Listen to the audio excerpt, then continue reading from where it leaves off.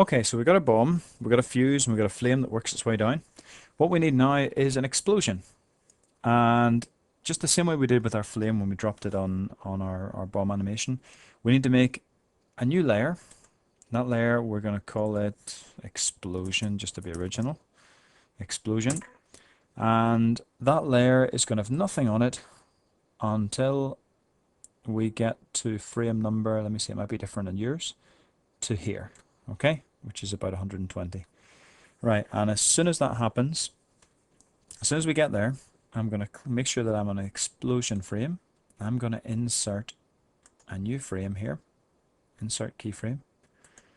And what I'm going to do is immediately I'm going to make a sort of comic book explosion. So I'm going to start off with the line tool here.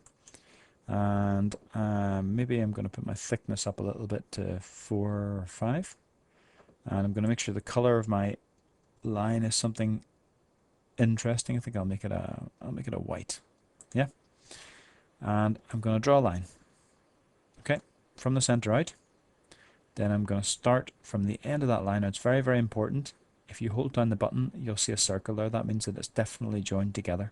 Now, if I've got the button held down at the minute, you can see the end of my line is a circle, and it's not moving smoothly. It's jumping from bit to bit because it's trying to connect to something. So I'm going to hold that down again, and I'm going to draw out. I'm going to hold down my button until that circle appears. I'm going to draw in. I'm going to keep on doing that, and I'm going to, whoops, oh, get rid of that.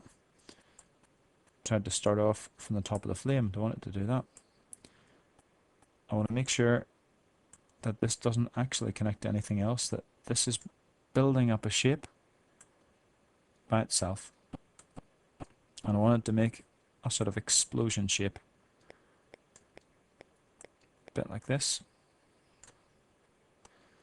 And the reason this is so important, that it all joins up together perfectly, is so that I can fill it in at the very end. There we go. Okay, that's why that's all joined up together perfectly. Now, because that's all joined up together, I can use my paint bucket tool here, and I can choose a color. I can fill it in like that. Okay, quite important, because if I hadn't joined up all of those lines perfectly and I'd tried to use my paint bucket tool here, it wouldn't have worked. All right, and I wouldn't explain why, it just wouldn't have worked at all. Okay, now I've got a bit of an explosion in the center of my bomb. What I'm going to do is I'm going to add in another keyframe here in my explosion layer. Insert keyframe. And I'm going to use my tool to select those lines around it. And I'm going to use my resize tool as well, and I'm going to make that bigger, a little bit bigger. Okay, whoops, now look what I did. I only selected the, actually that's quite a nice effect, isn't it? It's quite, not exactly what I was looking for, but it's quite a nice effect. But I'm going to go back to what I had before. I'm going to make sure I click again in the middle so the whole thing is selected. And I'm going to make it even bigger, like that. I'm going to make sure it's in the still stays in the center. Okay. And I'm going to put another keyframe in. I'm going to make it even bigger. So it kind of grows like that. I'm going to put it back into the center again. Now this time I'm going to make use of that little mistake I made before, because I kind of like that. I'm going to insert a keyframe, and this time I'm only going to select, whoops, go back to my arrow. I'm only going to select the line around the shape, and I'm going to go to my resize tool, and I'm just going to make that bigger. So that looks like a sort of cartoon explosion, doesn't it? I think that looks quite good. And in the next one, I'm going to insert another keyframe, and maybe I'll even draw a couple of lines, just like sparks coming out of it. So I'll choose my line tool again. Oops. Line tool again. This time I'll make it black. And I think I'll draw a couple of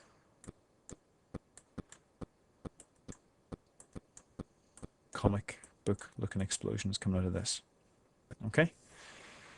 Now, next frame.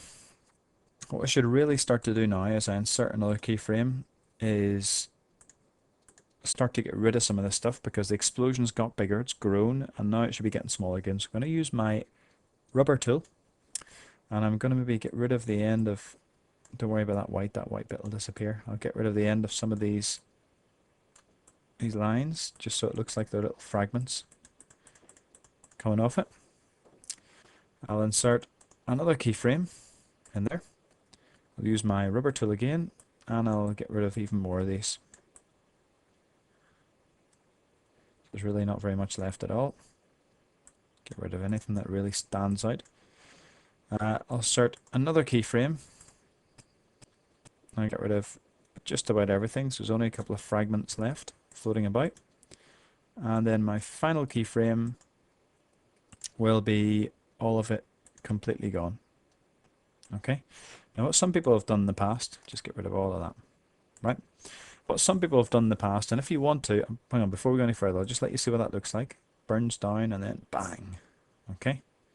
What some people have done in the past is they've put in another layer, and this can be quite effective, and they've called it bang.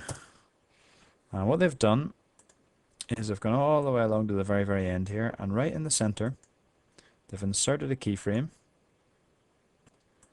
and they've just written, using their text tool right in the center here, there's that, they've just written bang. Okay, maybe make that font a little bit bigger, something like that. Make sure it's all the right size. Move it into the center.